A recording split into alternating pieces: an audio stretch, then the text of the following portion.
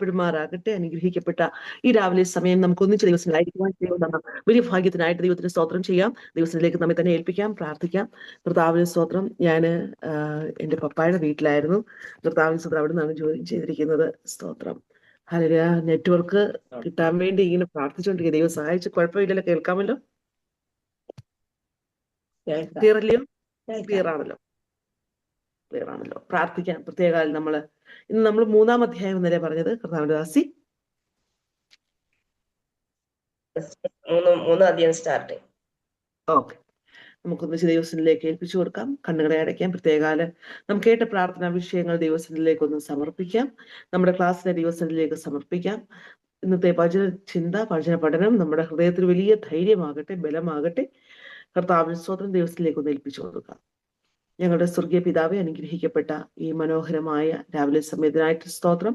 ഞങ്ങൾക്ക് ഒന്നിച്ച് ദൈവത്തെ സ്തുതിക്കുവാൻ തന്ന വലിയ ഭാഗ്യത്തിനായിട്ട് സ്തോത്രം. കർത്താവിന്റെ പരിപാലനം, കൃപ, സാന്നിധ്യം, അങ്ങയുടെ മഹത്വം ഞങ്ങളുടെ കൂടെ ഇരുന്ന് കർത്താവ് ഞങ്ങളെ ബലപ്പെടുത്തുന്ന എല്ലാ നന്മകൾക്കായിട്ട് നന്ദിയോട് സ്തോത്രം. പിതാവേ, കർത്താവ് സർവശക്തനായ ദൈവം, സർവജ്ഞാനിയായ ദൈവം, സർവവ്യാപിയായ ദൈവം, കടന്നു വന്നിരിക്കുന്ന ഓരോരുത്തരുടെയും ഹൃദയങ്ങളെയും മനസ്സുകളെയും അറിയുന്ന ദൈവം, അവർ കടന്നു പോകുന്ന വേദനകൾ അറിയുന്ന ദൈവം.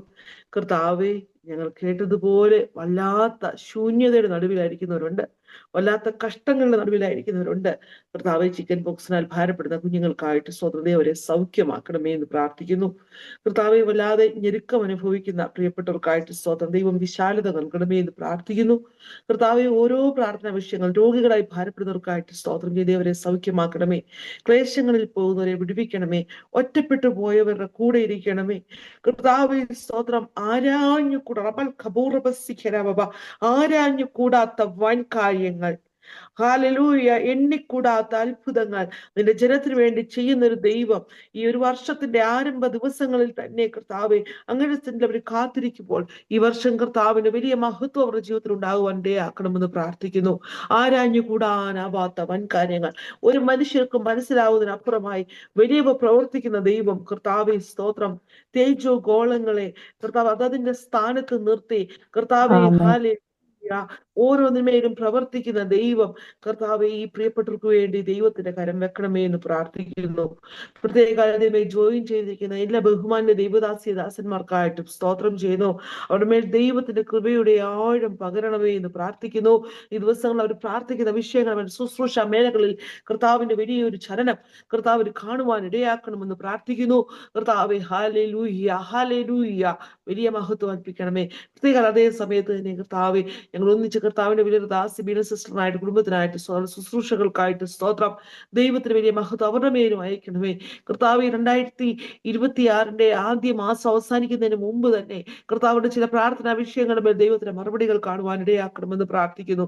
കർത്താവെ, ഒരു പ്രാവശ്യം കൊണ്ട് അടിയങ്ങളെ സമർപ്പിക്കുന്നു. പ്രത്യേക ഭവനത്തിലായിരിക്കുമ്പോൾ ദൈവമേ, ഇതുപോലെ കാലം കർത്താവിന് വലിയ കൃപ കൂടി ഇരിക്കണമേ. പ്രിയ പിതാവിനെ സൗഖ്യത്തോടെ അധികത്തോടെ പരിപാലിക്കണമേ. ഞങ്ങളുടെ വലിയൊരു ദാസനായി കൃത്ത് പരിപാലിക്കണമേ. കർത്താവെ, ഭവനം പരിപാലിക്കണമേ. കുഞ്ഞുങ്ങളെ പരിപാലിക്കണം. അവരെ സൂക്ഷിക്കണമേ. അതിനെ ഒരു പ്രാവശ്യം കൊണ്ട് സമർപ്പിക്കുന്നു. കർത്താവെ, ഈ ശബ്ദം അങ്ങയുടേത്, ഈ വചനം അങ്ങയുടേത്.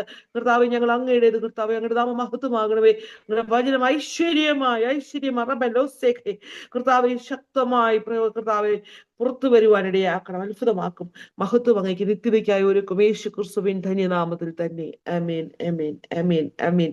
കർത്താവിന് സ്തോത്രം. നമ്മള് 2 അധ്യായങ്ങൾ പൂർത്തിയാക്കി നമ്മൾ 3-ാം അധ്യായത്തിലേക്ക് വരികയാണ്.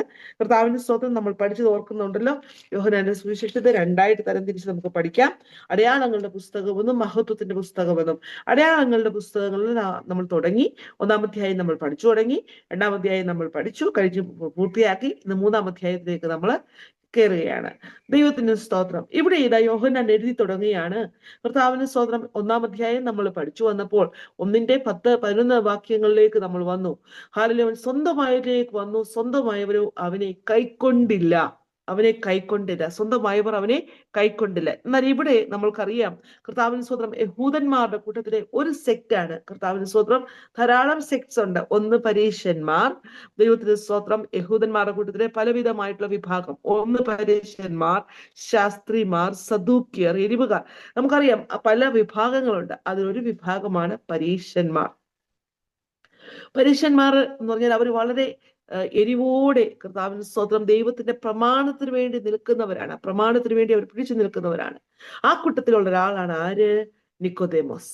ഒരു പ്രമാണിയ, പരീശന്മാരുടെ കൂട്ടത്തിൽ അതേസമയം യഹൂദന്മാരുടെ ഒരു പ്രമാണിയാണ് നിക്കോദേമോസ് എന്നുള്ളത്.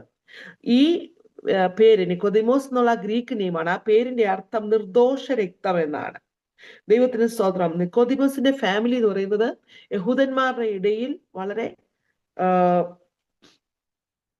പ്രാമാണിത്വമുള്ളൊരു കുടുംബം എന്ന് നമുക്ക് പറയാം. നിക്കോദിമോസിന്റെ കുടുംബ പശ്ചാത്തലം എവിടെയും നല്ല ശബ്ദമുണ്ട്, നല്ല വോയിസ് ഉണ്ട് അവർക്ക്. എവിടെ നിന്നാലും അവർ കാര്യങ്ങൾ പറഞ്ഞാൽ അതിന് വലിയ പ്രാധാന്യതയുണ്ട്, അതിന് ശ്രേഷ്ഠതയുണ്ട്. ആ നിലവാരത്തിൽ അവര് ഉള്ള ഒരു കുടുംബത്തിൽ നിന്നാണ് നിക്കോദിമോസ് വന്നിരിക്കുന്നത്. അതിനർത്ഥം യഹൂദന്മാരുടെ കൂട്ടത്തിൽ തന്നെ ഉള്ളവർ ബഹുമാനിക്കപ്പെടുന്ന ഒരു കുടുംബമാണ് നിക്കോദിമോസിന്റെ കുടുംബം. അങ്ങനെ ഒരു വ്യക്തിയാണ്. അതായത് ഒരു വാക്ക് പറഞ്ഞാൽ വിലയുണ്ട്, അങ്ങനെയുള്ള ഒരു മനുഷ്യനാണ് നിക്കോദിമോസ്. ദൈവത്തിന് സ്തോത്രം. സനേദ്രീം സംഘത്തിലെ ഒരു അംഗവുമാണ്. നിക്കോദിമോസിന്റെ വേറൊരു പ്രത്യേകത സനേദ്രീം സംഘത്തിലെ ഒരംഗം. യഹൂദന്മാരെ കൊണ്ട് നമുക്കറിയാം സനേദ്രീം സംഘത്തിലെ ഒരു അംഗമാണ് നിക്കോദിമോസ്. 7-ാം അധ്യായം 9-ാം വാക്യം നോക്കി. 7-ാം അധ്യായം 50-ാം വാക്യം നിക്കോദിമോസിനെ കുറിച്ചുള്ള ചില എക്സ്പ്ലനേഷൻസ് നമുക്ക് നോക്കിയിട്ട് ക്ലാസ്സിലോട്ട് കയറാം. ഭാഗത്തോട്ട് നമുക്ക് കയറാം. 7-ാം അധ്യായത്തിലേക്ക് നമുക്ക് തിരിച്ച് വലിയ ഹല്ലേലൂയ 50-ാം വായിച്ചു. ഇങ്ങനെ അവരോട് പറഞ്ഞിട്ട് ഗലീലിൽ തന്നെ വാർത്തോടില്ല. അത്രേ ഉള്ളൂ. 7:50 അവരിൽ ഒരുത്തനായി മുമ്പേ അവന്റെ അടുക്കൽ വന്നിരുന്ന നിക്കോദേമോസ് അവരോട്, ഒരു മനുഷ്യന്റെ വാമൊഴി ആദ്യം കേട്ട് അവൻ ചെയ്യുന്നത് ഇന്നതെന്ന് അറിഞ്ഞിട്ടല്ലാതെ നമ്മുടെ ന്യായപ്രമാണം അവനെ വിധിക്കുന്നുമോ എന്ന് പറഞ്ഞു. മതി. സ്തോത്രം. ഇത് ഏതാണെന്നറിയാമോ സംഭവം? പശ്ചാത്തലം നിങ്ങൾ എല്ലാവരും ശ്രദ്ധിക്കണേ. യേശു കർത്താവിനെ പിടിക്കാനായിട്ട് കർത്താവിന് സ്തോത്രം ഇവരെന്തോ ചെയ്യുന്നറിയാമോ? വലിയ ചേവകരെയൊക്കെ അങ്ങോട്ട് അയക്കുക. ചേവകരെയൊക്കെ അയച്ചിട്ട് പറയുകയാണ്, ദൈവത്തിന് സ്തോത്രം. അതിന് 32-ാമത്തെ വാക്യമാണ്, 7:32. പുരുഷാരം അവനെ കുറിച്ച് ഇങ്ങനെ കുശുകുശുക്കുന്നു. എന്താണെന്ന് നോക്കിയേ, 31-ാം വാക്യം.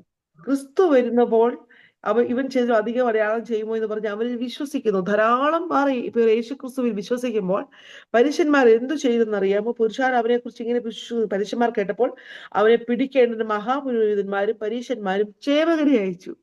യേശു കർത്താവിനെ പിടിക്കാനായി മഹാപുരോഹിതന്മാരും പരീശന്മാരും ചേവകരെ അയക്കുക. ഈ ചേവകർ വരുന്നു, പിടിക്കാനായിട്ട് നോക്കുന്നു. കർത്താവിന് സ്തോത്രം. പക്ഷെ അവർക്കൊന്നും ചെയ്യുവാനായിട്ട് കഴിയുന്നില്ല. ചേവർക്കൊന്നും ചെയ്യാനായിട്ട് കഴിയുന്നില്ല. ഞാൻ എപ്പോഴും അത്ഭുതപ്പെടാറുണ്ട്. ക്രിസ്തുവിന്റെ മാർഗം സ്നേഹത്തിന്റെയും ദൈവകൃപയുടെയും. അത് കേൾക്കുമ്പോൾ നമ്മുടെ കയ്യിൽ ഒരു ആയുധമില്ല, കർത്താവിന്റെ കയ്യിൽ ഒരു ആയുധമില്ല. പക്ഷെ എനിക്ക് ഭയങ്കര പേടിയായി ഇവർക്ക്. ഇവര് ചേവകരെ അയക്കുകയാണ്. ദൈവത്തിന് സ്തോത്രം. ഹല്ലേലൂയ. അവർ പിടിക്കാനായിട്ട് കണ്ടല്ലോ. ഒന്ന് നോക്കിയേ, അതിന്റെ 44-ാം വാക്യം. അവരിൽ ചിലർ അവനെ പിടിപ്പാൻ ഭാവിച്ചു, എങ്കിലും ആരും അവന്റെ മേൽ കൈവച്ചില്ല. ചേവകർ മഹാപുരോഹിതന്മാരുടെയും പരീശന്മാരുടെ അടുക്കൽ മടങ്ങി വന്നു. അപ്പൊ തിരിച്ചു വന്നപ്പോൾ അവർ ചോദിച്ചു, നിങ്ങൾ എന്താ അവനെ പിടിക്കാഞ്ഞേ? നിങ്ങൾ എന്താ അവനെ കൊണ്ടുവരാഞ്ഞേ? ചേവകരുടെ മറുപടി, ഈ മനുഷ്യൻ സംസാരിക്കുന്നത് പോലെ ആരും ഒരു നാളും സംസാരിച്ചിട്ടില്ല. Praise the lord. Praise the lord. വചനം അറിയാവുന്നവൻ, ന്യായപ്രമാണം അറിയാവുന്നവൻ, മശിഹായ്ക്ക് വേണ്ടി കാത്തിരിക്കുന്നവൻ മശിഹായെ തിരിച്ചറിയാതിരിക്കുമ്പോൾ ദൈവത്തിന് സ്തോത്രം. സാധാരണക്കാരനായ ലേമൻ ചേവകർ പറയുകയാണ്, ഞങ്ങൾ ഇതുപോലെ ഒരു സംസാരം, ഇതുപോലെ ആഴമേറിയ ദൈവിക മർമ്മങ്ങൾ സംസാരിക്കുന്ന ഒരാളെ ഇതുവരെ കണ്ടിട്ടുമില്ല, ഞങ്ങൾക്ക് അറിയത്തുമില്ല. അവര് ഭവിക്കുക, അയ്യോ നിങ്ങൾ തെറ്റിപ്പോയോ? ആരിലും അവനിൽ വിശ്വസിച്ചിട്ടുണ്ടോ? അതിനോട് പറയുകയാണ്, മനുഷ്യന്മാരിലാകട്ടെ പ്രമാണികളിലാകട്ടെ ആരെങ്കിലും അവനിൽ വിശ്വസിച്ചിട്ടുണ്ടോ എന്ന് ചോദ്യം അങ്ങോട്ട് ചോദിച്ചു. അവര് ചോദിക്കുക, മഹാപുരോഹിതന്മാര് വലിയ വലിയ ലീഡേഴ്സ് എന്ന് ചോദിക്കുമ്പോൾ കൂട്ടത്തിൽ ഒരു മെയിൻ ലീഡർ എഴുന്നേറ്റ് എന്ന് പറയുക. ഒരു മെയിൻ ലീഡർ, ശബ്ദിക്കാൻ വോയിസ് ഉള്ളവൻ, എവിടെയും ആളുകളോട് സംസാരിക്കാൻ കേപ്പബിലിറ്റി ഉള്ളവൻ, അതിനുള്ള അർഹതയുള്ളവൻ, അവരിലെ തന്നെ ഒരു വലിയ പ്രമാണിയാണ് നിക്കോദിമോസ്. ആ നിക്കോദിമോസ് എഴുന്നേറ്റ് നിന്നിട്ട് പറയുകയാണ്, ഒരു മനുഷ്യന്റെ വാമൊഴി ആദ്യം കേട്ട് അവൻ ചെയ്യുന്നത് ഇന്നത് എന്ന് അറിഞ്ഞിട്ടല്ലാതെ നമ്മുടെ ന്യായപ്രമാണം അവനെ വിധിക്കുന്നുവോ? ഇത്രയും വളരെ കൃത്യമായി ന്യായപ്രമാണത്തെ എടുത്തു വിട്ടു. ന്യായപ്രമാണത്തെ എടുത്തിട്ട് പറഞ്ഞു, കാരണം അവരുടെ ഏറ്റവും വലിയ സ്ട്രോങ് ഹോൾഡ് എന്തുവാ? ന്യായപ്രമാണമാണ്. ന്യായപ്രമാണം പറയുകയാണ്, ഒരു മനുഷ്യന്റെ വാമൊഴി ആദ്യം കേട്ട് അവൻ ചെയ്യുന്നത് ഇന്നതെന്ന് അറിയണം, അല്ലാതെ ആരെയും വിധിക്കരുതെന്ന് പ്രമാണത്തിലുണ്ട്. ആ പ്രമാണം എടുത്ത് അങ്ങോട്ട് പറഞ്ഞുടനെ നോക്കൂ 51-ാമത്തെ വാക്യം അതെടുത്ത് പറഞ്ഞ്, അത് നമ്മൾ വായിക്കുന്ന ആവർത്തന പുസ്തകം 17-ാം അധ്യായത്തിന് 2 മുതൽ നമ്മളത് പഠിക്കുന്നുണ്ട് കേട്ടോ. 19-ാം അധ്യായത്തിലും. ദൈവത്തിന് സ്തോത്രം. ഇതങ്ങോട്ട് കേട്ട് കഴിഞ്ഞപ്പോഴത്തേക്ക് അവരെല്ലാം കൂടെ നിക്കോദെമോസിന് നേരെ തിരിഞ്ഞു. അവർ അവരോട്, നീയും ഗലീലക്കാരനോ? കണ്ടോ അവരുടെ പ്രശ്നം എന്തുവാ? അവൻ ബേത്ലഹേമിൽ ജനിച്ചു, കൊട്ടാരത്തിൽ വളർന്നില്ല. അതാണ് അവരുടെ പ്രശ്നം. കൊട്ടാരത്തിൽ വളർന്നില്ല. അവരെ സംബന്ധിച്ചോളം കൊട്ടാരത്തിൽ ജനിക്കണം, കൊട്ടാരത്തിൽ വളരണം മശീഹ. അതാണ് അവർ കാത്തിരിക്കുന്നത്. നീ ഒരു യഹൂദൻ ഗലീലക്കാരനോ എന്ന് പറഞ്ഞാൽ അതിനർത്ഥം ഏറ്റവും വില കുറച്ച് കാണുകയാണ്. ഇത് വലിയൊരു ആഴമാണ് കേട്ടോ. ദൈവത്തിന് സ്തോത്രം. വില കുറച്ച്, മനുഷ്യനെ വില കുറച്ച് സംസാരിക്കുക, അതെല്ലാ കാലത്തും എല്ലാ കാലത്തും ഹല്ലേലൂയ മനുഷ്യന്റെ ഇടയിലുള്ളൊരു സ്വഭാവമാണ്. ഒരിക്കലും ദൈവിക സ്വഭാവമല്ല. മനുഷ്യരെ വില കൊടുത്ത് ഡിസ്ക്രിമിനേറ്റ് ചെയ്ത് സംസാരിക്കുക. നീയും ഗലീലക്കാരനാണോ എന്നാ ചോദിക്കുന്നത്. പരിശോധിച്ച് നോക്കുക. ഗലീലയിൽ നിന്ന് പ്രവാചകൻ എഴുന്നേൽക്കുന്നില്ല. നീ ന്യായപ്രമാണം പഠിച്ചിട്ടുണ്ടല്ലോ, ഗലീലയിൽ നിന്നൊരു പ്രവാചകൻ എഴുന്നേൽക്കുന്നുണ്ടോ? ഇല്ലല്ലോ എന്നിങ്ങനെ നിക്കോദിമോസിന് നേരെ ചോദിക്കുന്നു. അടുത്ത വാക്യം, അങ്ങനെ ഓരോരുത്തൻ താന്താന്റെ വീട്ടിൽ പോകുന്നു. വളരെ നമ്മൾ ഇനി പഠിച്ചു വരുമ്പോൾ ഞാൻ അതിന്റെ ആഴം പഠിപ്പിക്കാം കേട്ടോ. വളരെ മനോഹരമാണ്. ഇതിന്റെ കോണ്ടെക്സ്റ്റ് എന്തുവാന്നും ഇവിടെ മലയാളം ബൈബിൾ എഴുതിയിരിക്കുന്നതിന് അപ്പുറമായി അതിന്റെ മൂലഭാഷയിലേക്ക് പോകുമ്പോൾ ജീസസ് വാസ് ക്രൈങ്, യേശു കർത്താവ് കരയുകയായിരുന്നു. ഹാലിലെ ഉത്സവത്തിന് മഹാദിനമായ ഒടുക്കത്തെ നാളിൽ യേശു നിന്നുകൊണ്ട്, ദാഹിക്കുന്നവനെ എന്റെ അടുക്കൽ വന്ന് നിന്ന് കുടിക്കട്ടെ, ഇതിൽ വിശ്വസിക്കുന്നവന്റെ ഉള്ളിൽ നിന്നും തിരുവെഴുത്ത് പറയുന്നത് പോലെ ജീവജലത്തിന്റെ നദികൾ ഒഴുകും എന്ന് പറഞ്ഞു. അത് പരിശുദ്ധാത്മാവിനെ, തന്നിൽ വിശ്വസിക്കുന്നവർക്ക് ലഭിക്കാനുള്ള പരിശുദ്ധാത്മാവിനെ കുറിച്ചാണ് പറഞ്ഞത്. Price the Lord. എന്തൊരു സങ്കടമാണെന്നറിയാമോ? സ്വന്തമായതിലേക്ക് വന്നു, സ്വന്തമായി അവരുടെ ഇടയിൽ പ്രസംഗിക്കുന്നു, വളരെ ശക്തമായി അവരുടെ ഇടയിൽ ആരെയും മാറ്റി നിർത്താതെ ഹല്ലേലൂയ അവിടെ നിന്ന് പ്രസംഗിക്കുമ്പോൾ ദാഹം അവർക്കില്ല. എന്നാൽ ഒരു കൂട്ടം ഗലീലക്കാരെ ദൈവം ദാഹത്താൽ നിറച്ചു. സ്തോത്രം. അവർ കാത്തിരുന്നു. ആ വചനത്തിന്റെ വാഗ്ദത്തത്തിനായിട്ട് അവർ കാത്തിരുന്നു. അവർ കാത്തിരുന്നത് പ്രാപിക്കുവാനിടയായി തീർന്നു. നമുക്കറിയാം, പെന്തക്കോസ്ത് നാൾ വന്നപ്പോൾ അവർ ഒന്നിച്ച് ആ മാളികമുറിയിൽ കാത്തിരുന്നു. എന്നാൽ ഹല്ലേലൂയ ന്യായപ്രമാണം കയ്യിലുള്ളവർ അതിനെ വിശകലനം ചെയ്യുന്നവർ, അതിനെ പഠിപ്പിക്കുന്നവർക്ക് ഇതിന്റെ ഗ്രേറ്റ്നെസ് മനസ്സിലായില്ല, ഇതിന്റെ മഹത്വം മനസ്സിലായില്ല. കണ്ണടച്ചൊന്ന് ദൈവത്തിന് സ്തോത്രം പറയാമോ?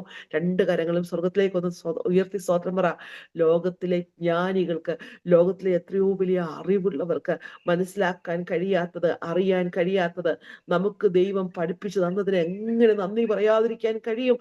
കർത്താവിന് സ്തോത്രം. എത്രയോ ശ്രേഷ്ഠർ, എത്രയോ ശ്രേഷ്ഠർ, എത്രയോ 4 എത്രയോ PhD ഉള്ള പോസ്റ്റ് ഡോക്ടറൽ ഫെലോഷിപ്പ് ഉള്ളവർ, അല്ല അവർക്ക് ഈ ഗ്രേറ്റ്നെസ് മനസ്സിലാക്കാൻ കഴിഞ്ഞില്ല. കർത്താവിന് സ്തോത്രം. യഹൂദൻ ക്രിസ്തുവിനെ തള്ളിക്കളഞ്ഞു. അവന്റെ ഹല്ലേലൂയ എന്നാൽ അവർ കുത്തിയവങ്കിലേക്ക് നോക്കുന്ന ഒരു സമയമുണ്ട് കേട്ടോ. ദൈവത്തിന് സ്തോത്രം. ഹല്ലേലൂയ. എന്നാൽ നമുക്ക് ദൈവം ഈ വലിയ ഓപ്പർച്യൂണിറ്റി തന്നല്ലോ, കർത്താവിന്റെ വചനം ഗ്രഹിക്കുവാൻ. നമ്മുടെ ബുദ്ധിയെ തുറന്നല്ലോ, നമ്മുടെ കണ്ണുകളെ തുറന്നല്ലോ. ക്രിസ്തുവിന്റെ ക്രൂശ് ദർശിക്കുവാൻ, ക്രിസ്തുവിന്റെ ക്രൂശ് ദർശിക്കുവാൻ നമ്മുടെ കണ്ണുകളെ തുറന്നു. ഹല്ലേലൂയ. അവന്റെ വചനം സ്വീകരിക്കുവാൻ നമ്മുടെ ഹൃദയത്തെ തുറന്നു. ക്രിസ്തു നമ്മിൽ രാജാവായി വാഴുന്നു. ഒന്ന് കരമുയർത്തി സ്വന്തം പറ, അവൻ എന്നിൽ രാജാവായി വാഴുന്നു. ഒരു ദൈവപൈതന്റെ ഏറ്റവും വലിയ അനുഗ്രഹം എന്നറിയാമോ? He's living in me as a king. അവൻ എന്റെ രാജാവായി എന്നിൽ വാഴുക. He's reigning in me. അവന്റെ സമാധാനം എന്റെ സമാധാനം. ഹല്ലേലൂയ. അവൻ രാജാതി രാജാവ്, കർത്താതി കർത്താവ്, താൻ മാത്രം അമർത്യതയുള്ളവൻ, അടുത്തുകൂടാത്ത വെളിച്ചത്തിൽ വസിക്കുന്നവൻ, ലോകത്തിന്റെ പാപത്തെ ചുമക്കുന്ന ദൈവത്തിന്റെ കുഞ്ഞാട്. അവൻ വാതിലായവൻ, ജീവനായവൻ, ജീവന്റെ വെളിച്ചമായവൻ. ഇതെല്ലാം നമ്മൾ പഠിച്ചതാണ്. ജീവ വഴിയാകവൻ. ഇതെല്ലാം നമ്മിലേക്ക് അങ്ങ് നിറഞ്ഞു. അങ്ങനെ ക്രിസ്തുവിൽ കൂടി നമ്മൾ ആരായി തീർന്നു? നമ്മുടെ ഏറ്റവും വലിയ പൊസിഷൻ എന്തോ എന്ന് പറഞ്ഞേ. എന്നാൽ ഈ മനുഷ്യർക്ക് ഇത് മനസ്സിലായില്ല. നമ്മുടെ ഏറ്റവും വലിയ position, we are the children of God. നാം ദൈവമക്കളാണ്. നാം ദൈവമക്കളായതുകൊണ്ട് തന്നെ നമ്മുടെ ഏറ്റവും വലിയ അനുഗ്രഹം എന്തുവാ? എഫേസ്യർ 1:3, സ്വർഗത്തിലെ സകല ആത്മീക അനുഗ്രഹത്താലും ക്രിസ്തു യേശുവിൽ പിതാവായ ദൈവം നമ്മെ അനുഗ്രഹിച്ചു. സ്വർഗത്തിലെ സകല ആത്മീയ അനുഗ്രഹവും ഇന്ന് നമ്മുടെ ജീവിതത്തിലുള്ള, ഇന്നിവിടെ നമ്മൾ ഒത്തിരി വിഷയങ്ങൾക്ക് വേണ്ടി പ്രാർത്ഥിച്ചു. ഫീസ് കൊടുക്കാനില്ല, ആ പ്രശ്നം, ഈ പ്രശ്നം, ഫിനാൻഷ്യൽ ക്രൈസിസ്. പക്ഷെ നമ്മുടെ ജീവിതത്തിലെ ഏറ്റവും വലിയ സമാധാനം എന്തെന്നറിയോ? നമ്മൾ എവിടെ നിന്നാലും നമ്മൾ ഭയങ്കര പീസ് ഓഫ് മൈൻഡ് ഉള്ളവരാ. എവിടെ പോയി നിന്നാലും, ഏത് ജോലി ചെയ്താലും, ഏത് സ്ഥലത്ത് നിന്നാലും നമ്മെ കാണുന്നവർ ചോദിക്കും, അയ്യോ നിങ്ങളിലുള്ള വ്യത്യാസം എന്തുവാ? നിങ്ങളിലുള്ള വ്യത്യാസം എന്നോ നിങ്ങളിൽ ഈ സന്തോഷത്തിന്റെ കാര്യം? നമ്മുടെ അക്കൗണ്ടിൽ പൈസ കിടന്നിട്ടല്ല, നമ്മുടെ വീട്ടില് എല്ലാം ഒന്നും ഉണ്ടായിട്ടൊന്നുമല്ല. അതെ, നമുക്ക് പ്രതിസന്ധിയൊക്കെ ഉണ്ട്. പക്ഷെ നമ്മുടെ കാര്യം എന്താണെന്നറിയാവോ? എന്റെ അന്നന്നത്തെ കാര്യം ദൈവം നടത്തുന്നുണ്ട്. അന്നന്ന് വേണ്ടുന്നതൊക്കെ ദൈവം തരുന്നുണ്ട്. അന്നന്ന് ഡെയിലി ഡിപ്പെൻഡൻസി, അത് ദൈവത്തിന്റെ ഏറ്റവും ഒരു ദൈവവേദനയെ കുറിച്ചുള്ള ഏറ്റവും ആഴത്തിലുള്ള ദൈവിക നിശ്ചയമാണ്. അന്നന്നുള്ള ആഹാരം ഞങ്ങൾക്ക് തരണമേ. അന്നന്ന് ഡെയിലി ഡിപ്പെൻഡൻസി. കർത്താവ് പ്രാർത്ഥന പഠിപ്പിച്ചപ്പോൾ പറയുകയാണ്, ഹല്ലേലൂയ, ഒരാഴ്ചത്തേക്ക് എല്ലാം റെഡിയാക്കി ഫ്രിഡ്ജിൽ വെച്ചിട്ട് പോകുന്ന പരിപാടിയല്ല. No, daily dependency. അതിനകത്ത് ഭയങ്കര ആഴം. അതിനെപ്പറ്റി ദൈവശാസ്ത്രജ്ഞന്മാർ പറഞ്ഞേക്കുന്ന ഒരു കാര്യമാണ്. ആ പ്രാർത്ഥനയ്ക്കകത്തുനിന്ന് നമ്മളുടെ ആരോഗ്യത്തിന് ബന്ധമായ കാര്യങ്ങൾ പോലും ദൈവം നമ്മളെ പഠിപ്പിക്കുക. എന്തുവാണെന്നറിയാമോ? അന്നന്നത്തെ ആഹാരം. രാവിലെ എണീറ്റ് ഇച്ചിരി കഞ്ഞി വെച്ച്, ഇച്ചിരി എന്തിനൊരു തോരനോ ഒരു കൂട്ടാനോ വെച്ച് സ്വസ്ഥമായി ജീവിക്കുക. സ്തോത്രം. Hallelujah. Daily dependency, daily dependency. അന്നന്ന് അന്നന്ന് ദൈവം നമ്മിൽ നിന്ന് പ്രതീക്ഷിക്കുന്നത് അതാണ്. നിനക്ക് ഇന്നൊരു ആവശ്യമുണ്ടോ? കുഞ്ഞെ അഭിരാമി എന്നെ കാണുന്നുണ്ടല്ലോ. ദൈവമേ സ്തോത്രം. മോളെ, ഇന്നൊരു ആവശ്യമുണ്ടോ? ദൈവസന്നിധിയിൽ എഴുന്നേറ്റ് പറയാം, അപ്പച്ച എനിക്ക് മോനെ, സ്വർഗത്തിലെ ദൈവം മോളുടെ അപ്പനാകുമ്പോ, കേട്ടോണേ, സ്വർഗത്തിലെ ദൈവം മോളുടെ അപ്പനാകുമ്പം ഈ ലോകത്തിലെ ആരോട് ചോദിക്കുന്നതിന് മുമ്പേ ആരോട് ചോദിക്കുമെന്നറിയാവോ? അപ്പനോടാ ചോദിക്കണ്ടേ. വേറെ ആരോടും ചോദിക്കുന്നത് ഒരാവശ്യവും. അനുഭവത്തിൽ നിന്ന് പറയാം, ഒരാവശ്യവും ഈ ലോകത്തിൽ ഒരു മനുഷ്യനോട് പറയരുത്. ഒരു മനുഷ്യൻ. കാരണം മനുഷ്യൻ മാനുഷികമായി പലവിധമായി അതിനെ കോട്ടിക്കളയും. എന്നാൽ അപ്പനുണ്ടല്ലോ, നിന്റെ ഹൃദയം അറിയാൻ, നിന്റെ വേദന അറിയാൻ. ഈ ലോകത്തിലെ സഹോദരൻ, സഹോദരി, കൂടപ്പിറപ്പ്, മാതാപിതാക്കൾ, ഭർത്താവ്, മക്കൾ, നമ്മൾ കേട്ടോണ്ടേ, നമുക്ക് ഏറ്റവും ഒരു വ്യക്തി ജനിക്കുമ്പോൾ ആദ്യം ഉള്ളത് നമ്മുടെ മാതാപിതാക്കൾ, സഹോദരങ്ങൾ. അത് കഴിഞ്ഞിട്ടാണ് നമുക്ക് പിന്നെ പ്രായപൂർത്തിയാകുമ്പോൾ ദൈവം കുടുംബം തരുന്നത്. കുടുംബം, ഭർത്താവ് അല്ലെ ഭാര്യ, മക്കൾ. ഹല്ലേലൂയ. ഇവരോടൊന്നും പറഞ്ഞതിന് മുമ്പേ നിന്റെ അപ്പനോട് പറയണം, എന്റെ അപ്പ, എന്റെ ആവശ്യം ഇതാ, എന്റെ ആവശ്യം ഇതാ. ദൈവം സഹായിക്കും.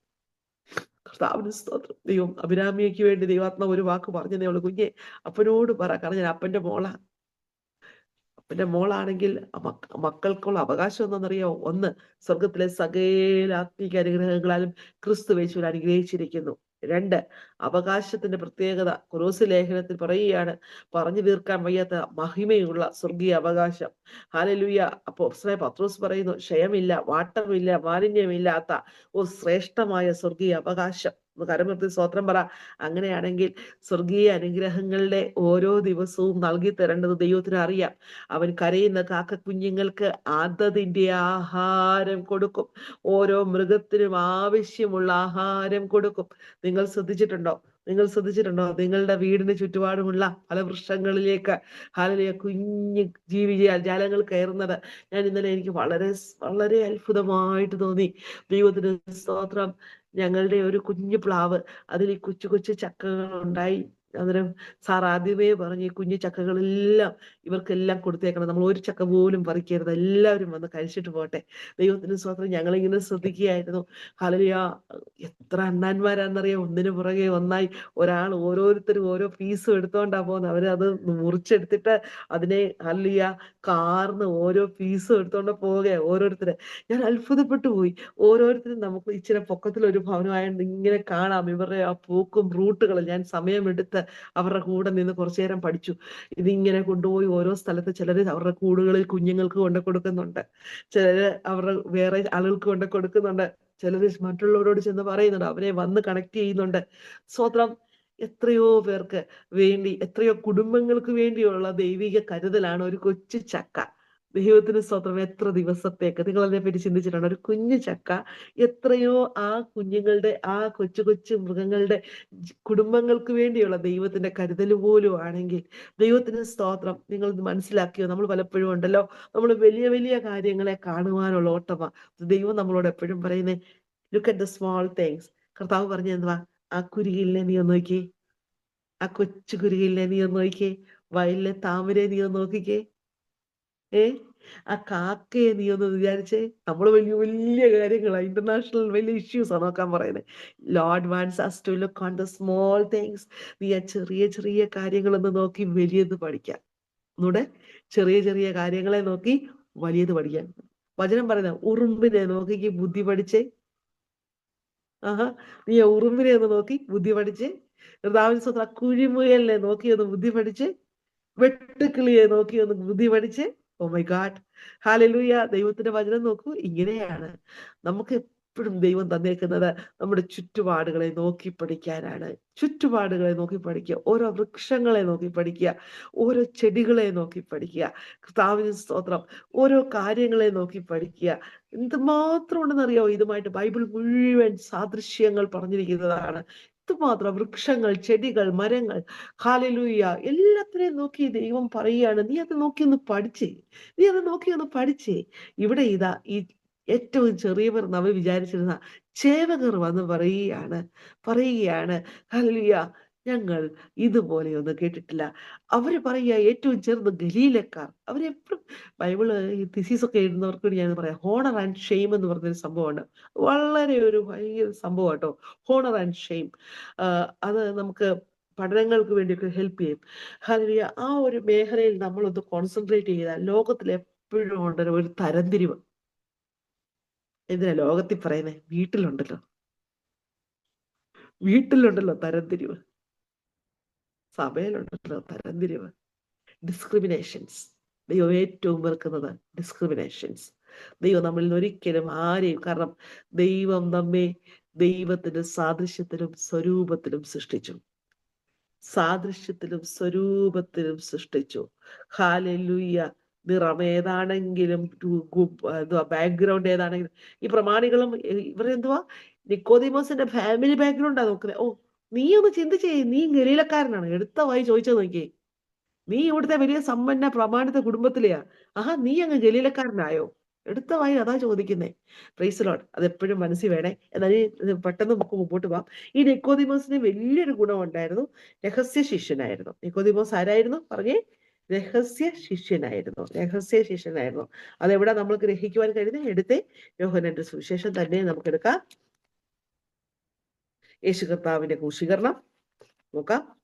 യേശു കർത്താവിന്റെ ക്രൂശീകരണം കഴിഞ്ഞ് യേശു കർത്താവ് ഈ ലോകത്തിനു വേണ്ടി തന്റെ പാപത്തെ ചുമക്കുന്ന ദൈവത്തിന്റെ കുഞ്ഞായി, ലോകത്തിന്റെ പാപത്തെ ചുമക്കുന്ന ദൈവത്തിന്റെ കുഞ്ഞാടായി ദൈവത്തിനു വേണ്ടി ഏൽപ്പിച്ചു കൊടുത്ത് ഹല്ലേലൂയ, കർത്താവ് ക്രൂശിന്മേൽ മരിച്ചു. 19-ാം അധ്യായം 38 മുതലുള്ള വാക്യങ്ങൾ വായിക്കുമ്പോൾ നമുക്കറിയാം, യഹൂദന്മാരെ പേടിച്ചിട്ട് രഹസ്യത്തിൽ യേശുവിന്റെ ഒരു ശിഷ്യനായിരുന്ന അരിമത്തിയിലെ യോസഫ്, യഹൂദന്മാരെ പേടിയായിട്ട് പരസ്യമായിട്ടൊന്നും പറഞ്ഞില്ല, പക്ഷെങ്കിൽ ഒരു സീക്രട്ട് ഡിസൈപ്പിൾ ആയിരുന്നു ആര്? അരിമത്തിയയിലെ ജോസഫ് വന്നിട്ട് യേശുവിന്റെ ശരീരം എടുത്തുകൊണ്ട് പോകുവാൻ പീലാത്തോസിനോട് അനുവാദം ചോദിച്ചു.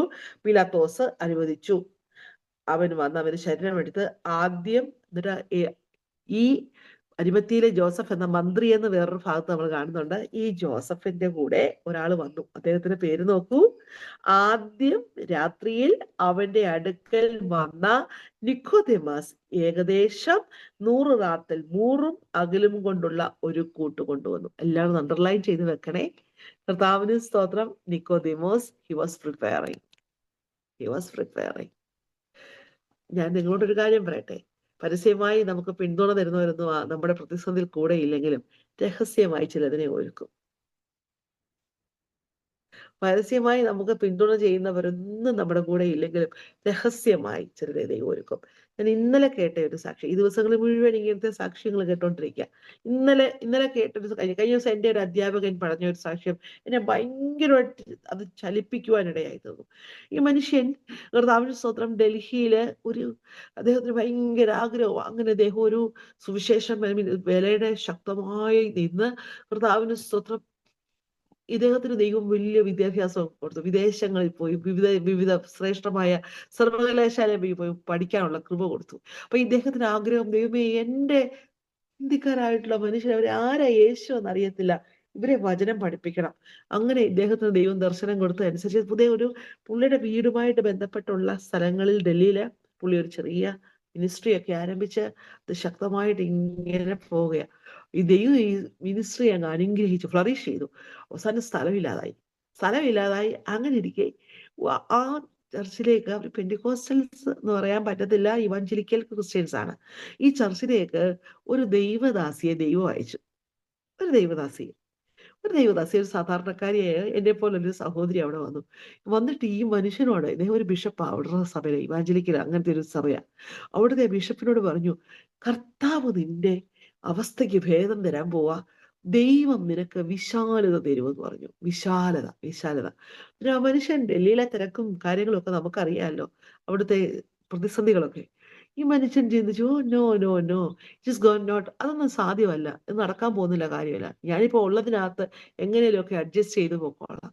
അപ്പൊ ആ സഹോദരി ഇതേ മനുഷ്യനോട് ദൂത് പറയുകയാണ്, കർത്താവിന്റെ സഹോദരൻ, നിന്റെ കയ്യിൽ എത്രയുണ്ട് അത് ദൈവത്തിന് വേണ്ടി ഏൽപ്പിക്കാൻ തയ്യാറായാൽ ദൈവം അതിനെ വിശാലമാക്കുന്നു. കരവർത്തുന്ന സ്വത്രം പറയാമോ?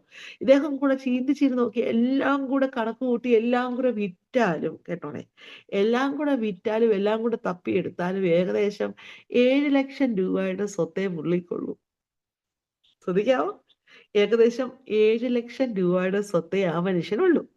കേട്ടോണേ, എല്ലാവരും ശ്രദ്ധിച്ചോണേ. അങ്ങനെ ഇരിക്കെ 7 ലക്ഷം രൂപയുടെ സ്വത്തുണ്ടായെന്ന് പറഞ്ഞ മനുഷ്യൻ അങ്ങനെ ഇരിക്കെ പെട്ടെന്ന്, ഹല്ലേലൂയ, ഒരു ദിവസം താൻ കേൾക്കുകയാണ്, തൻ്റെ അടുത്തുള്ള ഒരു എഞ്ചിനീയറിംഗ് കോളേജ് അത് പല പ്രശ്നങ്ങൾ വന്ന് അതങ്ങ് നിർത്തിപ്പോയി. പുതുതായിട്ട് അവർ തുടങ്ങിയതാ, പക്ഷെ തൻ്റെ പല പ്രശ്നങ്ങൾ വന്ന് അത് നിർത്തിപ്പോയി, അത് കാലിയായി കിടക്കുക. ദൈവത്തിന്റെ ആത്മാവ് ഈ മനുഷ്യനോട് പറയാ, എല്ലാവരും ശ്രദ്ധിച്ചോണേ, നീ അത് വാങ്ങീര്, നീ അത് വാങ്ങീര്, നീ അത് വാങ്ങീര്. നിങ്ങൾക്ക് വിശ്വസിക്കാവോ? 27 crores, 27 കോടി രൂപ ആ മനുഷ്യന് വേണ്ടി ദൈവം കൊടുത്തു. വിശ്വസിക്കാവോ? ഒന്ന് കൈവർത്തി സ്വത്രം പറയാം. 27 crore rupees. കാരണം വേല ദൈവത്തിന്റെയാ. കരമുർത്തി സ്വത്രം പറ. എല്ലാ സുവിശേഷകരും കരമുർത്തി സ്വത്രം പറഞ്ഞു. മിനിസ്ട്രി ദൈവത്തിന്റെയാ, നമ്മൾ ദൈവത്തിന്റെയാ. ദൈവത്തിന് പദ്ധതിയുള്ളതാ. ദൈവം എന്ത് ചെയ്യുന്നറിയാമോ? 27 കോടി രൂപ. മനുഷ്യൻ സാക്ഷി, എന്നെ പഠിപ്പിച്ച അധ്യാപകനാ. ആ സാക്ഷ്യം പറയുമ്പോൾ ഞാനിങ്ങനെ ഞെട്ടി നിന്നു.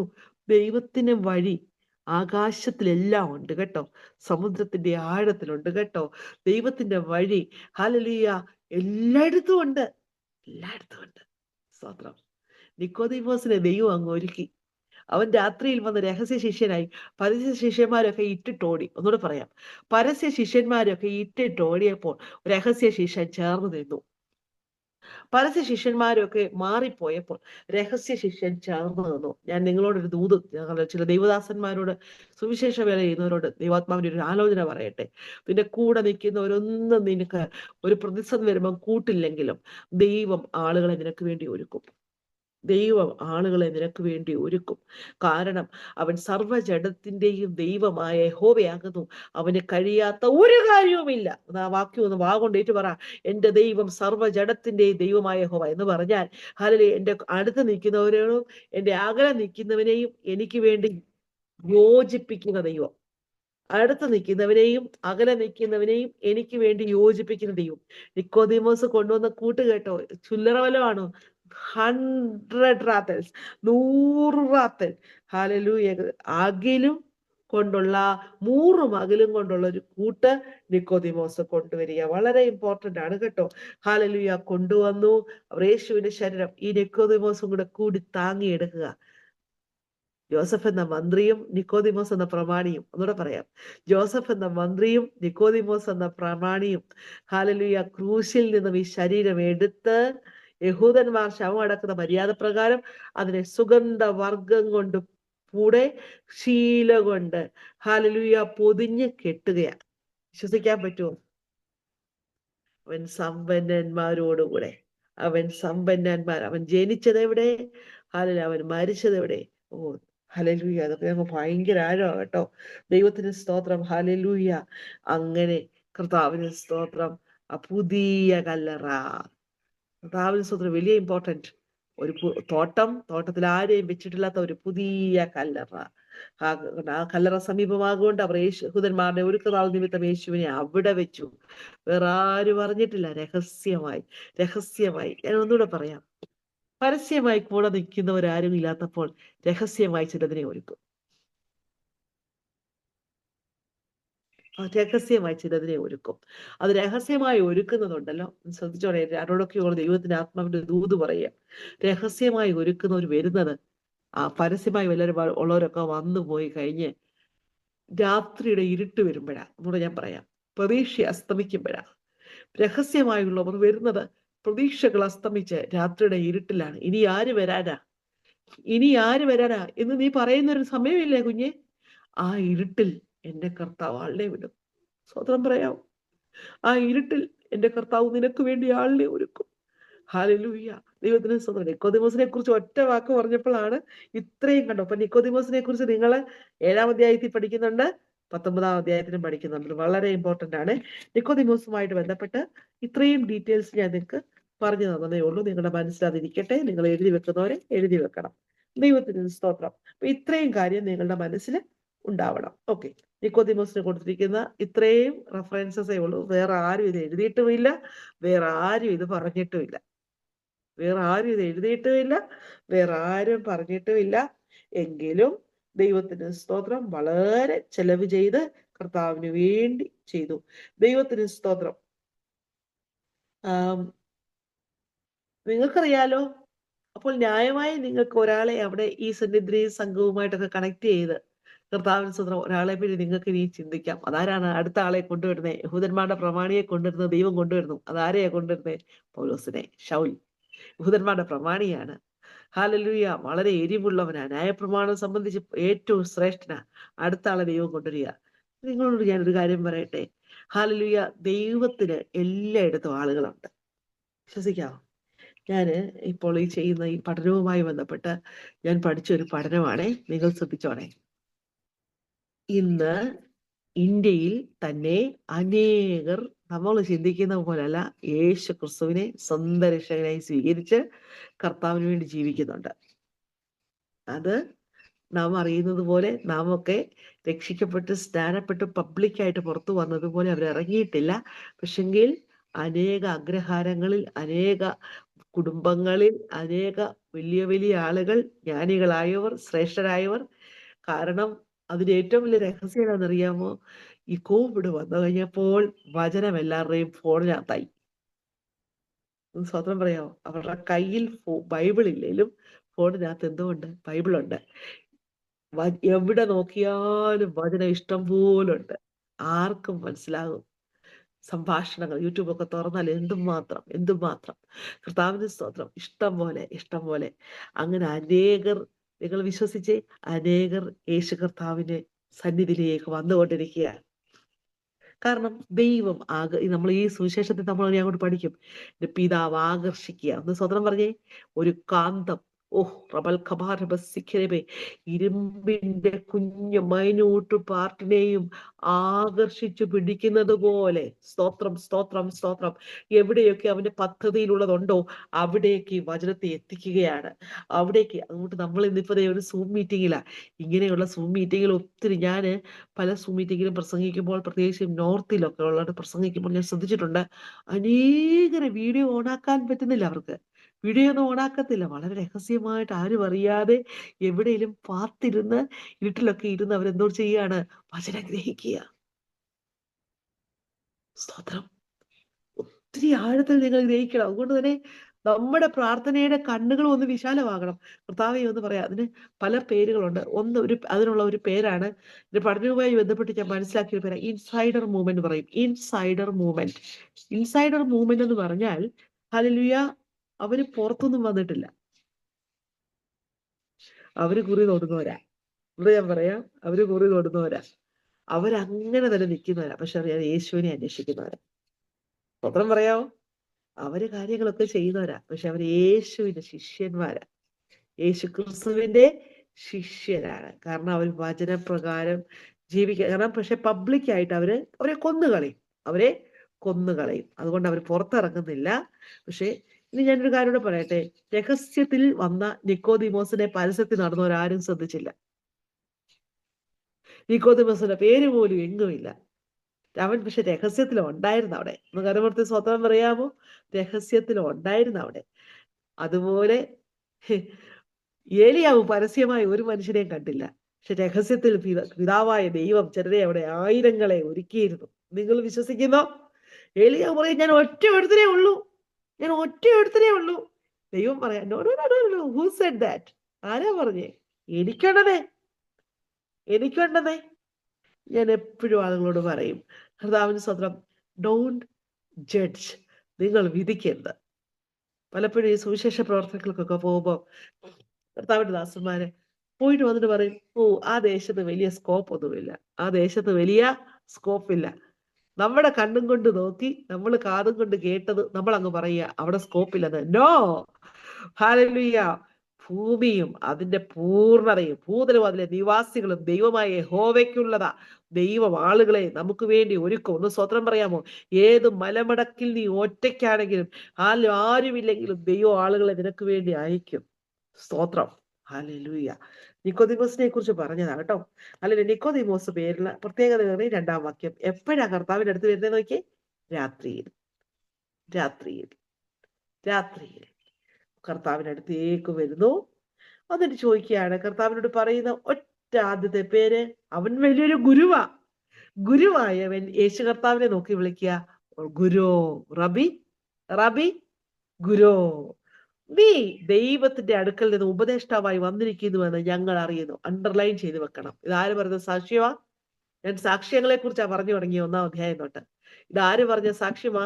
യഹൂദന്മാരുടെ പ്രമാണി പറയുകയാണ്, നീ ദൈവത്തിന്റെ അടുക്കൽ നിന്നും ഉപദേഷ്ടാവായി വന്നിരിക്കുന്നു. യഹൂദന്മാരുടെ പ്രമാണി പറഞ്ഞ സാക്ഷ്യമാണ്, ഗുരു, റബി, നീ ദൈവത്തിന്റെ അടുക്കൽ നിന്നും ഉപദേഷ്ടാവായി വന്നിരിക്കുന്നു എന്ന് ഞങ്ങൾ അറിയുന്നു. ദൈവം, അടുത്ത 2-ാമത്തെ സാക്ഷ്യം, ദൈവം നിന്നോട് കൂടെയുണ്ട്. ഒന്ന്, നീ ദൈവത്തിന്റെ അടുക്കൽ നിന്ന് ഉപദേഷ്ടാവായി വന്നിരിക്കുന്നു. 2-ാമത്തെ സാക്ഷ്യം, ദൈവം നിന്നോട് കൂടെയുണ്ട്. ഇല്ലെങ്കിൽ ഈ അടയാളങ്ങളെ ചെയ്യുവാൻ ആർക്കും കഴിയുകയില്ല. യേശു കർത്താവിന്റെ മറുപടി എല്ലാരും ശ്രദ്ധിച്ചേ. ആമേൻ, ആമേൻ. ഞാൻ നിന്നോട് പറയുന്നു കുഞ്ഞേ, ഞാൻ ദൈവത്തിന്റെ അടുക്കൽ വന്നത് പറഞ്ഞതിനോ, ഞാൻ ചെയ്ത അത്ഭുതങ്ങളെ കുറിച്ച് നീ പറഞ്ഞെന്നോ ഒന്നുമല്ല റെസ്പോൺസ്. വളരെ ഇമ്പോർട്ടന്റ്. What's the response?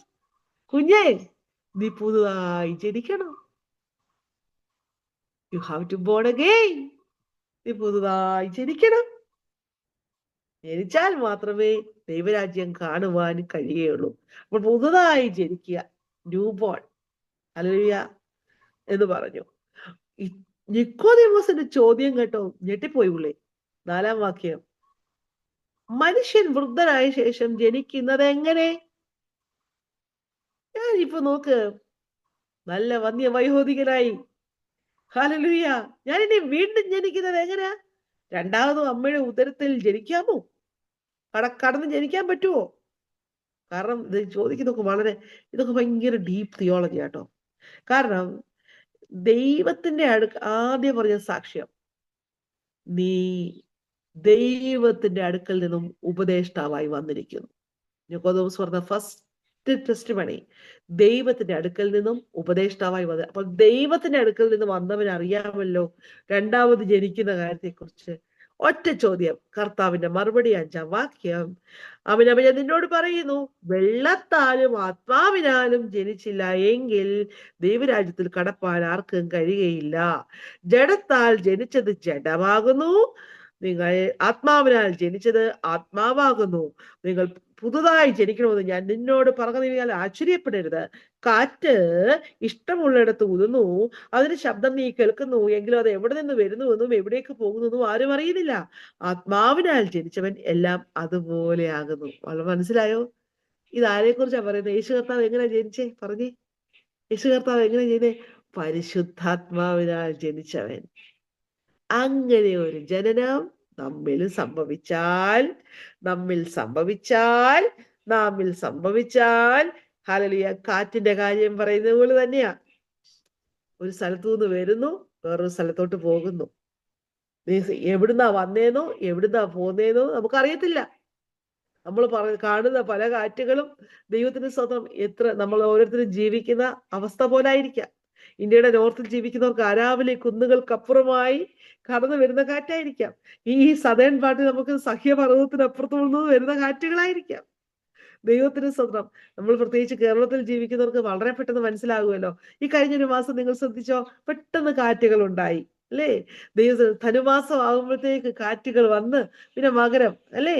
അതങ്ങനെ ഒരു വലിയ അത്ഭുതമായിട്ട് നമ്മൾ എപ്പോഴും എല്ലാ വർഷവും ഞാൻ ചിന്തിക്കാറുണ്ട്, എവിടെ നിന്നാണ് ഈ പെട്ടെന്ന് ഈ ഒരു കാറ്റുണ്ടാകുന്നത്? ദൈവത്തിന് സ്തോത്രം. ശ്രദ്ധിച്ചോ? ഹാലലുയ. അങ്ങനെയാണെങ്കിൽ അതിനൊരു സാദൃശ്യം പറയുക, കാറ്റ് എവിടെ നിന്ന് വന്നു എന്നും എവിടേക്ക് പോകുന്നു എന്നും അറിയുന്നില്ല. അതുപോലെ ആത്മാവിനാൽ ജനിച്ചവൻ അങ്ങനെ എല്ലാ കാര്യങ്ങൾക്കും സ്തോത്രം പറഞ്ഞ്, ആത്മാവിനാൽ ജനിച്ചവൻ, നമ്മളോട് പരിശുദ്ധാത്മാവിനാൽ ജനിച്ചവനാ. അതിന്റെ ആഴം നിങ്ങൾക്ക് ഗ്രഹിക്കണമെങ്കിൽ റോമാലേഖനം 8-ാം അധ്യായം പഠിക്കണം. ആത്മാവിനാൽ ജനിക്കുക, ആത്മാവിനാൽ ജനിക്കുക, അത് മനസ്സിലാണെങ്കിൽ എടുക്കാം.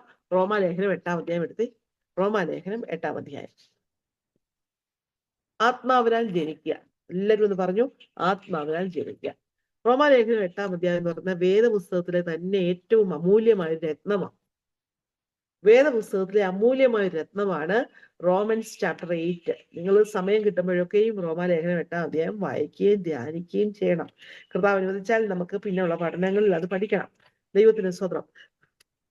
8-ാം അധ്യായത്തിലേക്ക് നമ്മൾ വരുമ്പോൾ കർത്താവിന് സ്തോത്രം, ഓരോ കാര്യം അങ്ങോട്ട് പറഞ്ഞ് ഹല്ലേലൂയ, ക്രിസ്തുവേശുവിലുള്ളവർക്കുള്ള അനുഭവത്തെ കുറിച്ച് പറഞ്ഞിട്ട് 2-ാം വാക്യം, ജീവന്റെ ആത്മാവിന്റെ പ്രമാണമായി എന്നിൽ വ്യാപരിക്കുന്നത്. ക്രിസ്തുവേശുവിലായ, എല്ലാവരും വായിച്ചേ, റോമർ 8:2 വായിച്ചേ. ഒരാൾ വായിച്ചു നോക്കിയ ഉറക്കെ, ജീവന്റെ ആത്മാ വായിച്ചോളൂ. ജീവന്റെ ആത്മാവിന്റെ പ്രമാണം എനിക്ക് പാപത്തിന്റെയും മരണത്തിന്റെയും പ്രമാണത്തിൽ നിന്ന് ക്രിസ്തേശുവിൽ സ്വാതന്ത്ര്യം വരുത്തിയിരിക്കുന്നു. അടുത്ത വാക്യം, ജഡത്താലുള്ള ബലഹീനത നിമിത്തം ന്യായപ്രമാണത്തിന് കഴിയാതിരുന്നതിനെ സാധിക്കുവാൻ ദൈവം തന്റെ പുത്രനെ പാപജഡത്തിന്റെ സാദൃശ്യത്തിലും പാപനിമിത്തവും അയച്ചു. പാപത്തിന് ജഡത്തിൽ ശിക്ഷ വിധിച്ചു. അടുത്തത്, ജഡത്തെയല്ല ആത്മാവിനെ അത്രേ അനുസരിച്ച് നടക്കുന്ന നമ്മിൽ ന്യായപ്രമാണത്തിന്റെ നീതി നിവൃത്തിയാകേണ്ടതിന് തന്നെ ജഡസ്വഭാവമുള്ളവൻ ജഡത്തിനുള്ളതും ആത്മസ്വഭാവമുള്ളവൻ ആത്മാവിനുള്ളതും ചിന്തിക്കുന്നു. ജഡത്തിന്റെ ചിന്ത മരണം, ആത്മാവിന്റെ ചിന്തയോ ജീവനും സമാധാനവും തന്നെ. ജഡത്തിന്റെ ചിന്ത ദൈവത്തോട് ശത്രുത്വമാകുന്നു. അപ്പൊ ദൈവത്തിന്റെ ന്യായപ്രമാണത്തിന് കീഴ്പ്പെടുന്നില്ല, കീഴ്പ്പെടുവാൻ കഴിയുന്നതുമല്ല. ജഡസ്വഭാവമുള്ളവന് ദൈവത്തെ പ്രസാദിപ്പിക്കുവാൻ കഴിവില്ല. നിങ്ങളോ ദൈവത്തിന്റെ ആത്മാവ് നിങ്ങൾ വസിക്കുന്നു എന്ന് വരികിൽ വളരെ ജഡസ്വഭാവമുള്ളവർ ഇമ്പോർട്ടന്റ്. ആ വാക്യം ഒന്ന് അണ്ടർലൈൻ ചെയ്ത് വെച്ചേ. നിങ്ങളോ ദൈവത്തിന്റെ ആത്മാവ് നിങ്ങളിൽ വസിക്കുന്നു എന്ന് വരികിൽ നാം ആരാണ്? ആത്മസ്വഭാവമുള്ള. സ്വഭാവമുള്ളവരത്രയും. അമ്മേ, ഒന്ന് അണ്ടർലൈൻ ചെയ്ത് വെച്ചേ. ഞാൻ ആരാണ്? സ്പിരിച്വൽ നേച്ചർ ഉള്ള ഒരാളാണ്, സ്പിരിച്വൽ ക്യാരക്ടർ. ഭയങ്കര ഇമ്പോർട്ടന്റ് ആട്ടോ. ഈ ഒറ്റ വചനം എടുത്ത് അതിന് ഡീറ്റെയിൽ ആയിട്ട് പഠിക്കേണ്ടതാ. ഞാൻ ആരാണ്? ഹു അമ്മായി? സ്വയം ഒന്ന് പറയണം. ഞാൻ ജഡസ്വഭാവം ഉള്ളവനല്ല, ഞാൻ ആത്മസ്വഭാവമുള്ളവനാ, ആത്മസ്വഭാവമുള്ളവനാ, ആത്മസ്വഭാവമുള്ള. അപ്പൊ ഇന്നത് അതിനെ കണക്ട് ചെയ്ത് നമുക്ക് പഠിക്കാം. അത് പഠിക്കുന്നത് ഗലാത്യ ലേഖനവുമായിട്ട് കണക്ട് ചെയ്യാം. ആത്മാവിനെ അനുസരിച്ച് നടപ്പിൻ, എന്നാൽ നിങ്ങൾ ജഡത്തിന്റെ ഇഷ്ടം, ജഡത്തിന്റെ മോഹം നിവർത്തിക്കുകയില്ല. ഗലാത്യ ലേഖനം 5:16. നമ്മൾ അനുസരിക്കേണ്ടത് എങ്ങനെ? ആരെയാണ്? പരിശുദ്ധാത്മാവിനെ. അപ്പൊ ആത്മാവിൽ ജനിക്കുക, ശ്രദ്ധിച്ചോടെ, ആത്മാവിൽ ജീവിക്കുക, ആത്മാവിൽ നടക്കുക, ആത്മാവിനെ അനുസരിക്കുക. ഭയങ്കര ആഴമാട്ടോ ആ ഒരൊറ്റ വിഷയം. നമ്മൾ സ്പിരിച്വൽ ഫോർമേഷനുമായിട്ട് ബന്ധപ്പെട്ട് പറയേണ്ട കാര്യങ്ങളാണ്. അത് കഴിഞ്ഞ് നമ്മൾ താഴോട്ട് വരുമ്പോൾ ഇനി 10-ാം വാക്യം വായിച്ചു. റോമർ 8:10 വായിച്ചു. ക്രിസ്തു നിങ്ങളിൽ ഉണ്ടെങ്കിലോ, ക്രിസ്തു നിങ്ങളിലുണ്ടെങ്കിലോ ശരീരം പാപനിമിത്തം മരിക്കേണ്ടതെങ്കിലും ആത്മാവ് നീതി നിമിത്തം ജീവനാകുന്നു. അപ്പൊ നമ്മൾ പഠിച്ചു, ഓർക്കുന്നുണ്ടോ? 1-ാം അധ്യായം 1-ാം വാക്യം 3-ാം വാക്യം, സകലതും അവൻ മുഖാന്തരം ഉളവായതൊന്നും അവനെ കൂടാതെ ഉളവായില്ല. 4-ാം വാക്യം, അവനിൽ ജീവൻ ഉണ്ടായിരുന്നു, ജീവൻ മനുഷ്യരുടെ വെളിച്ചമായിരുന്നു. പറഞ്ഞേ, മരണത്തിന്റെ ഇരുട്ടിനെ മാറ്റുന്നത് ക്രിസ്തുവിന്റെ വെളിച്ചം. കരമൂർത്തി സ്വതന്ത്രം പറ. മരണത്തിന്റെ ഇരുട്ടിനെ മാറ്റുന്നത് ക്രിസ്തുവിന്റെ വെളിച്ചം. കണ്ടോ? ശരീരം പാപനിമിത്തം മരിക്കേണ്ടി വന്നാലും ആത്മാവ് നീതി നിമിത്തം ജീവനാകുന്നു. യേശുവിനെ കാണാതെ പഠിക്കണം ആ വാക്യം. എല്ലാവരും ഇന്ന് കാണാൻ പഠിക്കുന്ന ഒരു വാക്യം, റോമാലേഖനം 8:11. യേശുവിനെ മരിച്ചവരുടെ ഇടയിൽ നിന്നും ഉയർപ്പിച്ചവന്റെ ആത്മാവ് നിങ്ങളിൽ വസിക്കുന്നു എങ്കിൽ, ക്രിസ്തുവേശുവിനെ മരണത്തിൽ നിന്ന് ഉയർപ്പിച്ചവൻ നിങ്ങളിൽ വസിക്കുന്ന തന്റെ ആത്മാവിനെ കൊണ്ട് നിങ്ങളുടെ മർത്യശരീരങ്ങളെയും ഉയർപ്പിക്കും. ജീവിപ്പിക്കും. മകരവൃത്തി സ്തോത്രം പറ. മണ്ണോട് മണ്ണായി ഞാൻ അമർന്നു പോയാലും ഹല്ലേലൂയ, എൻ കാന്തൻ യേശു എന്നെ ഉയർപ്പിക്കും. സ്തോത്രം. ആകയാൽ സഹോദരന്മാരെ, തുടർന്ന് എല്ലാം പറയുന്നുണ്ടല്ലോ. 13-ാം വാക്യം ശ്രദ്ധിച്ചേ. നിങ്ങൾ ജഡത്തെ അനുസരിച്ച് ജീവിക്കുന്നുവെങ്കിൽ മരിക്കും നിശ്ചയം. ആത്മാവിനാൽ ശരീരത്തിന്റെ പ്രവൃത്തികളെ മരിപ്പിക്കുന്നുവെങ്കിലോ നിങ്ങൾ ജീവിക്കും. ദൈവാത്മാവ് നടത്തുന്നവരേവരും, അണ്ടർലൈൻ ചെയ്തു വെച്ചാൽ നമ്മളിപ്പം 1:12 കാണാൻ പഠിച്ചു. അവനെ കൈക്കൊണ്ട് അവന്റെ നാമത്തിൽ വിശ്വസിക്കുന്നവർക്കും ദൈവമക്കളാകുവാൻ അവൻ അധികാരം കൊടുത്തു. റോമാലേഖനം 8:13-14 ദൈവാത്മാവ് നടത്തുന്നവരേവരും ദൈവത്തിന്റെ മക്കളാകുന്നു. ദൈവാത്മാവ് നടത്തുന്നവരേവരും ദൈവത്തിന്റെ മക്കളാ. അപ്പൊ നമ്മൾ ആരാ? ദൈവത്തിന്റെ മക്കളാ, ദൈവത്തിന്റെ മക്കളാ, ദൈവത്തിന്റെ മക്കളാ. ഇതിന് പറയുകയാണ്, നിങ്ങൾ പിന്നെയും ഭയപ്പെടേണ്ടതിന് ദാസ്യത്തിന്റെ ആത്മാവല്ല, പിതാവേ എന്ന് വിളിക്കുന്ന പുത്രത്വത്തിന്റെ ആത്മാവിനെ, പിതാവേ എന്ന് വിളിക്കുന്ന പുത്രത്വത്തിന്റെ ആത്മാവിനെ അത്രേ പ്രാപിച്ചത്. നാം ദൈവത്തിന്റെ മക്കളാന്ന് ആത്മാവ് താൻ നമ്മുടെ ആത്മാവോടുകൂടെ സാക്ഷ്യം പറയുന്ന മക്കളെങ്കിലോ അവകാശികളുമാകുന്നു എന്ന് പറഞ്ഞേ.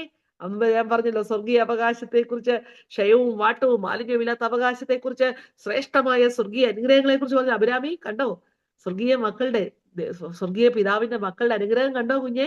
ഒന്ന് എഴുതി വെച്ച 17-ാം വാക്യം. മക്കളെങ്കിലോ അവകാശികളാകുന്നു, ദൈവത്തിന്റെ അവകാശികളും ക്രിസ്തുവിന്റെ കൂട്ടവകാശികളും തന്നെ. നാം അവനോട് കൂടെ തേജസ്കരിക്കപ്പെടേണ്ടതിന് അവനോട് കൂടെ കഷ്ടം അനുഭവിക്കണം. സ്വത്രം പറഞ്ഞു, എന്റെ കർത്താവ് എന്നെ അവകാശിയാക്കി കണ്ടിരിക്കുന്നു. എന്നിൽ തന്നിരിക്കുന്ന മഹത്വത്തിന്റെ ആഴം. വെള്ളത്തിനാലും ആത്മാവിനാലും ജനിക്കുക. ഇതെല്ലാം പറഞ്ഞു കഴിഞ്ഞപ്പോ ഉണ്ടല്ലോ ചോദ്യം, 9-ാം വാക്യം. ഇതെങ്ങനെ സംഭവിക്കും? ഇതെങ്ങനെ സംഭവിക്കും? നിക്കോദെമോസ് ചോദിക്കുക, അതെങ്ങനെ സംഭവിക്കും? യേശുവിനോട്, നീ ഇസ്രായേലിന്റെ ഉപദേഷ്ടാവായിരുന്നിട്ടോ അറിയുന്നില്ലയോ? ആമേൻ, ഞാൻ നിന്നോട് പറയുന്നു, ഞങ്ങൾ അറിയുന്നത് പ്രസ്താവിക്കുകയും കണ്ടത് സാക്ഷീകരിക്കുകയും ചെയ്തു. ഞങ്ങളുടെ സാക്ഷ്യം നിങ്ങൾ കൈക്കൊള്ളുന്നില്ല താനും. ഭൂമിയിലുള്ളത് നിങ്ങളോട് പറഞ്ഞിട്ട് നിങ്ങൾ വിശ്വസിക്കുന്നില്ലെങ്കിൽ സ്വർഗത്തിലുള്ളത് നിങ്ങളോട് പറയുന്നതാൽ എങ്ങനെ വിശ്വസിക്കും? സ്വർഗത്തിൽ നിന്ന് യേശു കർത്താവ് പറയുന്ന സാക്ഷ്യമാണ്. വളരെ ഇമ്പോർട്ടന്റ് ആണ്. ഞാൻ വെരി ഇമ്പോർട്ടന്റ് 13 തൊട്ട്. സ്വർഗത്തിൽ നിന്നും ഇറങ്ങി വന്നവനായി സ്വർഗത്തിൽ ഇരിക്കുന്നവനായ മനുഷ്യപുത്രൻ അല്ലാതെ ആരും സ്വർഗത്തിൽ കയറിയിട്ടില്ല. അണ്ടർലൈൻ ചെയ്തു നോക്കുക. യഹൂദന്മാരോട് പറയുക, ഞാൻ ആരാന്നറിയാവോ? യേശു കർത്താവ് തന്നെ കുറിച്ച് പറയുന്ന സാക്ഷ്യം. സ്വർഗത്തിൽ നിന്നും ഇറങ്ങി വന്നവൻ. 2, അതേസമയം സ്വർഗത്തിൽ ഞാൻ ഇരിക്കുകയാണ്. 3, ഞാൻ ആരാണ്? മനുഷ്യപുത്രൻ.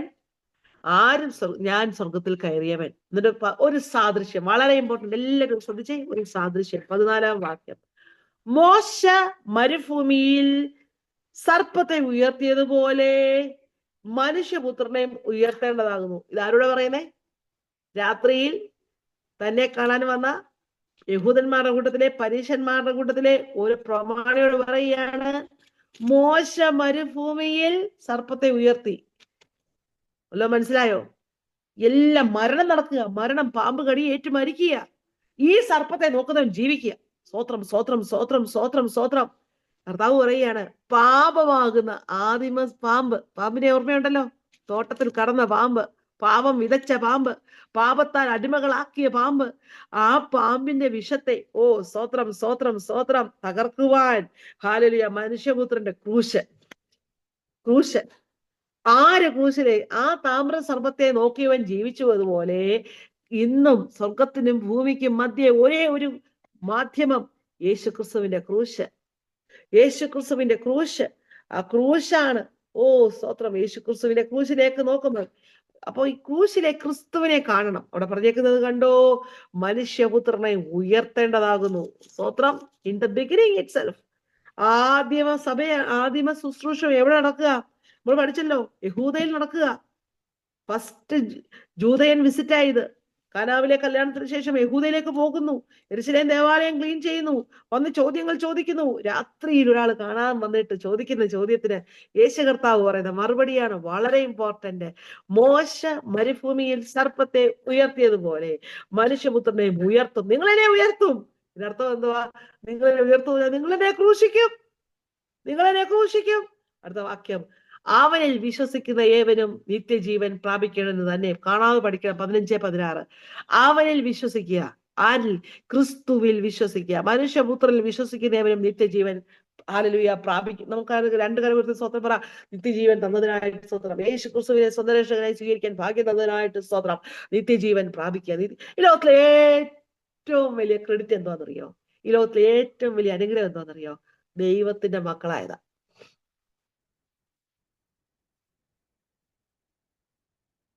ദൈവത്തിന്റെ മക്കളായി കഴിഞ്ഞാൽ നിന്റെ ആവശ്യം ദൈവം കരുതും. ദൈവത്തിന്റെ മക്കളായാൽ നിന്റെ കുടുംബം ദൈവം അനുഗ്രഹിക്കും. നിന്റെ ശുശ്രൂഷ ദൈവം അനുഗ്രഹിക്കും. നീ ദൈവത്തിന്റെ വകയാ. അടുത്തത് കാണാതെ പറഞ്ഞു നോക്കി. തന്റെ ഏകജാതനായ പുത്രനിൽ വിശ്വസിക്കുന്ന ഏവനും, എല്ലാരും കാണാമോ? ഞാൻ നോക്കുക ഓരോ ഡിവൈസിലോട്ടും എല്ലാരും കാണാൻ പറഞ്ഞേ. തന്റെ ഏകജാതനായ പുത്രനിൽ വിശ്വസിക്കുന്ന ഏവനും നശിച്ചു പോകാതെ നിത്യജീവൻ പ്രാപിക്കേണ്ടതിന് ദൈവം അവനെ നൽകുവാൻ തക്കവണ്ണം ലോകത്തെ സ്നേഹിച്ചു. സ്തോത്രം. പറഞ്ഞത് ഒരു 2-3 ഭാഷയിൽ പഠിക്കണം. അത് ഹിന്ദിയിൽ ആരെങ്കിലും ഒരാളൊന്ന് പറയാമോ? ഹിന്ദി അറിയാവുന്ന ആരെങ്കിലും ഒന്ന് പറയാമോ? ആ വാക്യം ജോൺ 3:16 ഒരാൾ ഹിന്ദി പറയാമോ? ഹിന്ദി അറിയാവുന്ന ആരെങ്കിലും ഉണ്ടോ? ഒന്ന് പറയാമോ? എനിക്ക് ആഗ്രഹം കൊണ്ട് ചോദിക്കുക. തമിഴ് അറിയാവുന്ന ആരെങ്കിലും ഉണ്ടോ? തമിഴിൽ പറയാമോ? ഇംഗ്ലീഷിൽ പറയാമോ? For God so loved the world that he gave his only begotten son, but whosoever believes in him should not perish but will have everlasting life. കർത്താവിന് സ്തോത്രം. ഒരാള് മലയാളത്തിലോ ഹിന്ദിയിലോ ഇംഗ്ലീഷ് വേറൊന്നും പറയാത്തില്ല. ഒരു ബംഗാളി നമ്മുടെ വീട്ടിൽ പണിക്ക് വന്നാൽ അവനോട് ഹിന്ദിയിൽ ഈ വാക്യമെങ്കിലും പറയണം. സ്തോത്രം. മിനിമം ഹിന്ദിയിൽ ഈ വാക്യമെങ്കിലും പറയണം. ബംഗാളിയെ മലയാളിയെ എനിക്കൊന്നും അറിയത്തില്ലെന്ന് പറയരുത്. ഈ വാക്യം കൊണ്ട് പറയണം. തന്റെ ഏകജാതനിൽ ന്യായപുത്രനിൽ വിശ്വസിക്കുന്നവരെ നശിച്ചു പോകുക നിത്യജീവൻ പ്രാപിക്കേണ്ട ദൈവനെ നൽകുവാൻ തക്കവണ്ണം ലോകത്തെ സ്നേഹിച്ചു. സ്തോത്രം. ഹല്ലേലൂയ. ദൈവം തന്നെ പുത്രനെ ലോകത്തിൽ അയച്ചത്. 17 വാക്യം അണ്ടർലൈൻ ചെയ്യണം. എന്തിനാ യേശു കർത്താവ് വന്നത്? ദൈവം തന്റെ പുത്രനെ ലോകത്തിൽ അയച്ചത്. യേശു കർത്താവ് പറയുക, ഞാൻ എന്തിനാ ഈ ലോകത്തിലേക്ക് വന്നത്? എന്റെ പിതാവ് എന്തിനാ അയച്ചത്? ലോകത്തെ വിധിപ്പാനല്ല, ലോകം അവനാൽ രക്ഷിക്കപ്പെടുവാൻ. ഓ പ്രിയപ്പെട്ടവരെ, ഇന്നും ഈ ബൈബിൾ ക്ലാസ് നടക്കുന്നതിന്റെ കാര്യം എന്താണെന്നറിയാമോ? രക്ഷിക്കാൻ നമ്മൾ മുഖേന അനേകർ വി ആർ ലൈറ്റഡ്. നമ്മൾ പ്രകാശിതരായി. എന്തിന്? അനേകരിലേക്ക് ഈ പ്രകാശം കൊടുക്കാൻ. We are enlightened to share the light. നമ്മൾ പ്രകാശിതരായി. നമ്മൾ കാണാൻ പഠിച്ചു. സങ്കീർത്തനം 34 വരെ എന്തുവാ പറഞ്ഞേ? അവങ്കലേക്ക് നോക്കിയവർ പ്രകാശിതരായി, അവരുടെ മുഖം ലജ്ജിച്ചു പോയതുമില്ല. ലോകത്തിന്റെ പാപത്തെ ചുമക്കുന്ന ദൈവത്തിന്റെ കുഞ്ഞാണ്. നീതി സൂര്യന്റെ മുഖത്തോട്ട് നോക്കി നമ്മൾ പ്രകാശിതരായി. കർത്താവ് പറഞ്ഞു, I am the light of the world. ഞാൻ ലോകത്തിന്റെ വെളിച്ചമാണ്. കർത്താവ് പറഞ്ഞു, you are the light of the world. നിങ്ങൾ ലോകത്തിന്റെ വെളിച്ചമാണ്. സ്തോത്രം. അങ്ങനെയാണെങ്കിൽ ഈ വെളിച്ചം മറ്റുള്ളവരിലേക്ക് പകരുക എന്നുള്ള നമ്മുടെ ഉത്തരവാദിത്വം. എന്നിട്ട് പറയുകയാണ്, ഹല്ലേലൂയ, വളരെ ഇമ്പോർട്ടന്റ്. 18 വാക്യം, അവരിൽ വിശ്വസിക്കുന്നവന് ന്യായവിധിയില്ല. റോമർ 8:1. ആകയാൽ അതുകൊണ്ട് ഇപ്പോൾ ക്രിസ്തുവേശുള്ളവർക്ക് ഒരു ശിക്ഷാവിധിയില്ല. അടുത്ത വാക്യം, വിശ്വസിക്കാത്തവന് ദൈവത്തിന്റെ ഏകജാതനായ പുത്രന്റെ നാമത്തിൽ വിശ്വസിക്കാകിയാൽ ന്യായവിധി വന്നു കഴിഞ്ഞു. ഇനിയും എക്സ്പ്ലനേഷൻ. What is judgement? ന്യായവിധി എന്നതോ, വെളിച്ചം ലോകത്തിൽ വന്നിട്ടും മനുഷ്യന്റെ പ്രവൃത്തി ദോഷമുള്ളതാകയാൽ അവർ വെളിച്ചത്തെക്കാൾ ഇരുളിനെ സ്നേഹിച്ചത് തന്നെ. നമ്മൾ സുവിശേഷം പറഞ്ഞിട്ടും വെളിച്ചത്തെ പറഞ്ഞു കൊടുത്തിട്ടും പിന്നെ ഇരുട്ടിലോട്ട് ഓടുന്നവരെ പറ്റിയുള്ള ഒറ്റ വചനമാണ്. വെളിച്ചം ലോകത്തിൽ വന്നു, പക്ഷെങ്കിൽ മനുഷ്യന്റെ പ്രവൃത്തിയുടെ സ്വഭാവം എന്തുവാ? ദോഷമാണ്. ദോഷം. വക്രതയും കോട്ടവുമുള്ള തലമുറ, ദോഷമുള്ള തലമുറ. അവിടെ പറയുകയാണ്, അവർ വെളിച്ചത്തെക്കാൾ അധികം ഇരുളിനെ സ്നേഹിച്ചത് തന്നെ. 20 വാക്യം, തിന്മ പ്രവർത്തിക്കുന്നവരെല്ലാം വെളിച്ചത്തെ പകയ്ക്കുന്നു, തന്റെ പ്രവൃത്തിക്ക് ആക്ഷേപം വരാതിരിക്കാൻ വെളിച്ചത്തിലേക്ക് വരുന്നതുമില്ല. 21 വാക്യം, നമ്മളെല്ലാമാണ് സത്യം പ്രവർത്തിക്കുന്നവൻ തന്റെ പ്രവൃത്തി ദൈവത്തിൽ ചെയ്തിരിക്കാൻ അത് വെളിപ്പെടേണ്ടതിന് വെളിച്ചത്തിലേക്ക് വരുന്നു എന്ന് പറ. നാം സത്യം പ്രവർത്തിക്കുന്നവർ, വെളിച്ചത്തിന്റെ മക്കൾ. ഓ സ്തോത്രം. ഹല്ലേലൂയ. ഇന്ന് നമ്മുടെ ക്ലാസ്സില് ഹല്ലേലൂയ 3-ാം അധ്യായം 21 വാക്യം വരെ തീർക്കുവാനായിട്ട് ദൈവത്തിന് സ്തോത്രം. ദൈവം കൃപ തന്നതിനായിട്ട് ദൈവത്തിന് നന്ദി പറയുന്നു. ഹല്ലേലൂയ. കർത്താവ് എല്ലാവരെയും അനുഗ്രഹിക്കുമാറാകട്ടെ. ഹല്ലേലൂയ. കൃപയോടെ പരിപാലിക്കുമാറാകട്ടെ. ദൈവത്തിന് സ്തോത്രം. കർത്താവിന്റെ വരവ് താമസിച്ചാൽ അടുത്ത ക്ലാസ്സിൽ നമുക്ക് കാണാം. അടുത്ത ചൊവ്വാഴ്ച രാവിലെ കർത്താവിന് സ്തോത്രം ഞാൻ ക്ലാസ് എടുക്കും. കർത്താവിന്റെ സ്തോത്രം. നെക്സ്റ്റ് ട്യൂസ്ഡേ രാവിലെ, അടുത്ത ബുധനാഴ്ച ഞാൻ മിനിസ്ട്രിക്കായിട്ട് നാഗ്പൂരിലേക്ക് പോകുന്നു. ആരെങ്കിലും നാഗ്പൂരിലുണ്ടെങ്കിൽ, ആരെങ്കിലും ബന്ധക്കാരുണ്ടെങ്കിൽ ഒന്നുകൊണ്ടത് പറയണേ കേട്ടോ. സ്തോത്രം. നാഗ്പൂർ നാഗ്പൂരിലേക്ക് മിനിസ്ട്രിക്കായിട്ട് പോകുന്നു. നിങ്ങളുടെ പ്രാർത്ഥനയിൽ പ്രത്യേകം ഓർക്കണം. കൃപ കൂടിയിരിക്കണം. അത് കഴിഞ്ഞ് ഉദയ്പൂരിലേക്ക് പോകുന്നു. അല്ലെ, നാഗ്പൂരിലെ ആരെയും എനിക്ക് അറിയത്തില്ല. അവർ വിളിച്ചു, ഞാൻ ഇങ്ങനെ ക്ഷണിച്ചു പോകുകയാണ്. ആദ്യമായിട്ട് സാധാരണ ഞങ്ങൾ ഒന്നിച്ചാണ് നോർത്തിലേക്ക് മിനിസ്ട്രിക്ക് പോകുന്നത്. പൊതുവെ ഒറ്റയ്ക്ക് അങ്ങനെ വളരെ കുറവാണ് പോകുന്നത്. മുംബൈയിലേക്ക് പണ്ടുപോയി. കർത്താവിന് സ്തോത്രം. എന്നാൽ ഒറ്റയ്ക്ക് പോക്ക് വളരെ കുറവാണ്. കർത്താവിന് സ്തോത്രം. ദൈവത്തിന്റെ വലിയ കൃപ കൂടിയിരിക്കുവാൻ, യാത്രയിലൊക്കെ ദൈവത്തിന്റെ കരുതൽ ഉണ്ടാകുവാൻ, അവിടെ ചെന്ന് കഴിയുന്ന ശുശ്രൂഷകളിൽ ദൈവകൃപ ഉണ്ടാകുവാൻ, കാര്യങ്ങളെല്ലാം ക്രമീകരിക്കപ്പെടുവാനായി പ്രത്യേകം പ്രാർത്ഥനയിൽ ഓർക്കണമേ എന്ന് പ്രാർത്ഥിക്കുന്നു. ദൈവം എല്ലാവരെയും അനുഗ്രഹിക്കട്ടെ. പ്രത്യേകം പ്രാർത്ഥിക്കണം. കാട്ടിലെ ഈ ദിവസങ്ങളിൽ തിരക്കേറിയ ശുശ്രൂഷകളും യാത്രകളും ഒക്കെ ഉണ്ട്. നിങ്ങൾ പ്രാർത്ഥനകളിൽ ഓർക്കണമേ. Thank U.